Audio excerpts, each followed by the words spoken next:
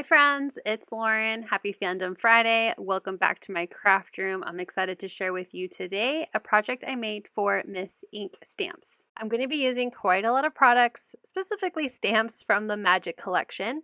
I'm going to be using the wand from the Magical Graduation stamp set, our little ghost and wet book from the Misery Loves Company stamp set, and then a bunch of images from the brand new Witch's Brew stamp set.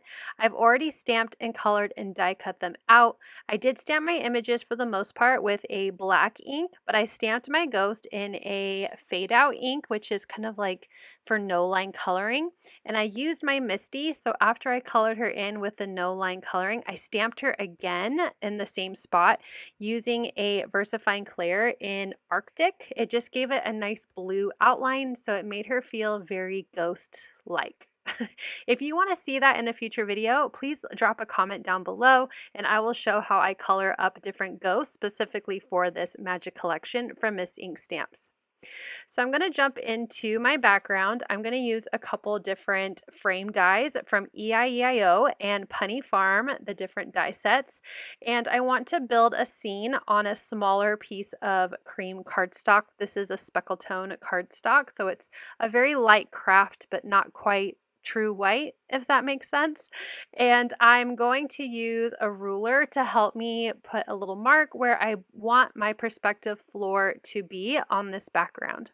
I'll use those pencil marks to get my perspective floor stencil lined up. I'm going to use the middle set of brick or cobblestone look on this background. So I'm just making sure that I have enough to create that floor with my rectangle die, and I'm going to use some magnets and some tape throughout my stenciling to make sure that my stencil stays in place while I ink blend. For the ground, I'm going to use Distress inks in Antique Linen and Tea Dye. I'm starting with Tea Dye along the edges, and then I'll bring in that Antique Linen more towards the center. I wanted the edges to feel darker than the center of my card, so trying to stick with that when I do some ink blending, although honestly they blend so nicely together, it's kind of hard to tell. I'm going to use the matching cobblestone stencil that matched with the perspective floor stencil that I used. And I lined that up to have a little bit of a white line or a separation between the floor and the wall or the background. And again, using some masking tape to keep that stencil in place and to also make sure I don't go past the edge of my stencil, and then some magnets to keep my stencil in place. My glass board that I'm using is magnetic. I'll go back and forth between those two colors again to create that same background tile feel as the ground. This scene is in a bathroom, and I feel like boarding school bathrooms, to me, I think they would look like this. I think they would look kind of boring and the same. So that's what I'm going for with this scene. Now that I'm done with the stenciling, I wanted to add a little splatter, so I'm going to bring back in that tea dye, and I'm just going to squish some ink on my glass board, add some water, and grab a clean watercolor brush to just go ahead and splatter that onto the background. Once I'm happy, I'll go ahead and set that aside to dry, and we're going to do even more stenciling. This card is very stencil heavy, but I love scene building with these stencils. Miss Ink Stamps has some of the greatest stencils out there, so definitely check it out if you don't already have all of them like me. I'm going to use a piece of blue cardstock, and I colored in my little potion bottles from my stamped images in colors of blue, green, and purple. So that's going to be my inspiration for coloring in these potion bottles in the background. So I'm using some low tack tape just to keep my first stencil in place, and it will cover the blue cardstock that I have. I've trimmed this down to be larger than A2 because the die I'm going to use is A2, and I didn't want to have to really think too hard about lining up my paper to the die. And I'm going to start with the first stencil, and I'm using Distress ink in Tumbled Glass, and I'm going to go ahead and cover this stencil. I actually don't go all the way to the center because it's not going to be seen, and I don't need to take the time to ink blend the center since you won't see it. And then I jumped actually to stencil 3. The second one is the tops of the potion bottles, but I was just picking the next stencil in my stack. There really is no reason to go 1, 2, 3. You can definitely do 1, 3, 1, 3, 2 like I am. And this time I'm going to use Distress Oxides because I want the color to really pop off the background and be a little bit more pigmented. So I'm going to go with Cracked Pistachio for the green, Salty Ocean for the blue, and Wilted Violet for the purple. And because you're only going to see the corners and sides of the background, I went more of a diagonal. So I have Cracked Pistachio in one corner, Wilted Violet in the other corner, and then I did Salty Ocean on the other remaining corners. So that way they would blend into the green and blend into the purple and create a fun, like, little circular pattern of color. I really like how it turned out. I think these colors are really pretty together, and like I said, they match the color of the potions that I have of my stamped images. So now I'll do a quick cleanup, and I'm going to put the next stencil, which is the second stencil technically.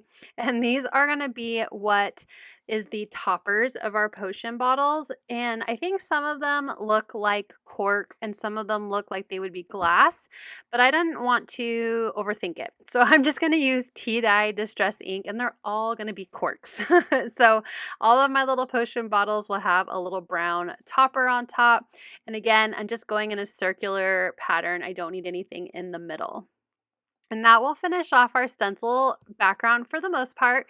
There is a little tiny stencil here. It's a little bonus stencil that has different bubbles, and you can use it to create some bubbles within your potion bottles, but I'm going to use that a little bit later because I want to do my die cutting as I'm going to use stencil paste for the little bubbles. Before I move on, I want to add some splatter. So I'm going to grab my opal watercolors and I'm going to use what looks like to be the more blue opal color. And I added some water, grabbed a clean brush, and I'm splattering that all over the background. It's going to activate a little bit of that oxide too, so it looks really cool when the light hits it just right.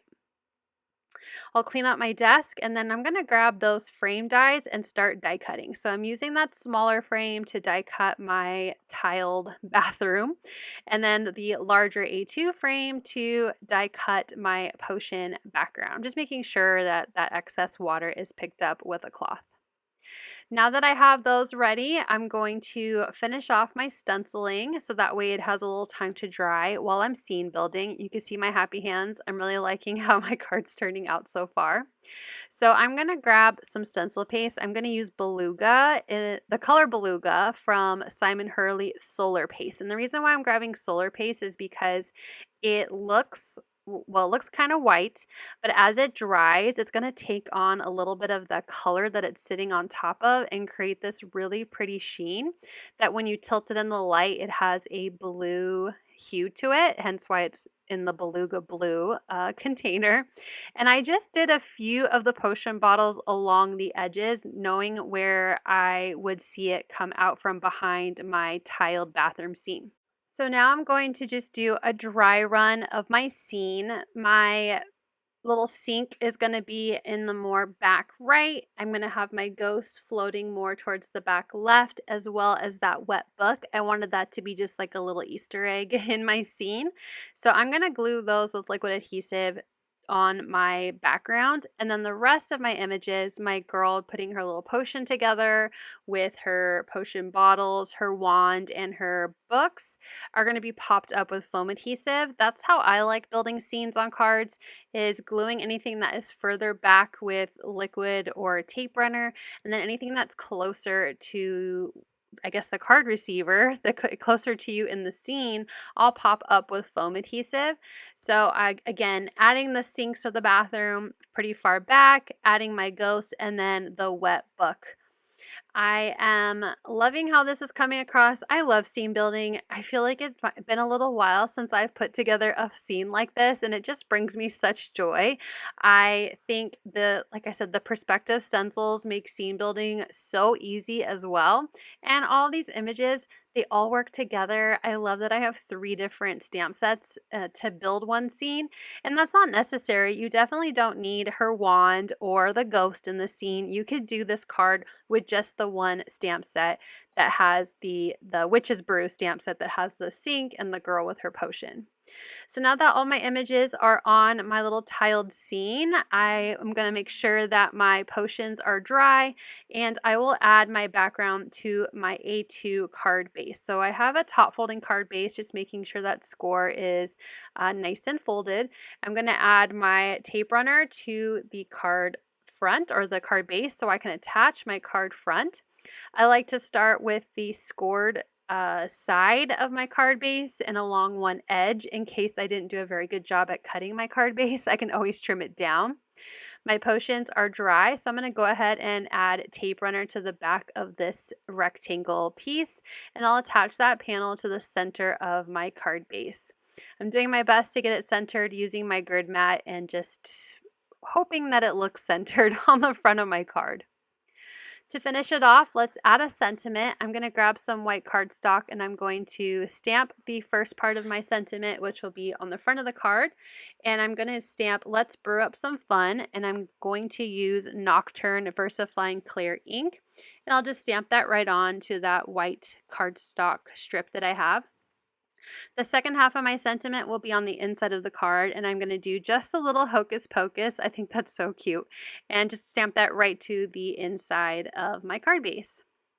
Now, VersaFine Clear can smear a little bit if you don't let it dry, so that's why I went ahead and stamped the inside sentiment. And now that my sentiment should be nice and dry, I'm going to fussy cut around it so it has kind of like a bubbly cut around the sentiment.